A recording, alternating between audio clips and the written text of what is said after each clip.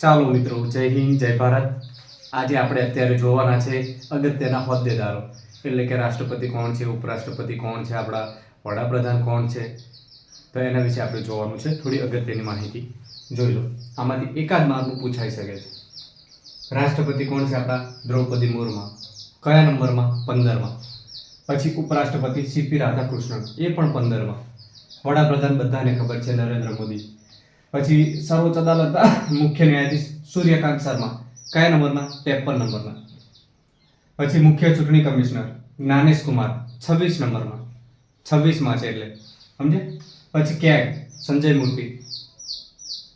Attorney general R Venkataraman અને આરબીઆઈના governor Sanjay Malhotra. હવે આમની આપણે કઈ અનુચ્છેદ નથી કીધા, તો રાષ્ટ્રપતિમાં આવશે 52, અનુચ્છેદ 52. પછી ઉપરાષ્ટ્રપતિમાં આવશે 63. પછી વડાપ્રધાનમાં આવશે 75.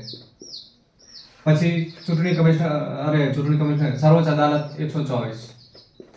મુખ્ય ચૂંટણી કમિશનર 324. કેગ 148 એટલે કે 148. Attorney general 76 number.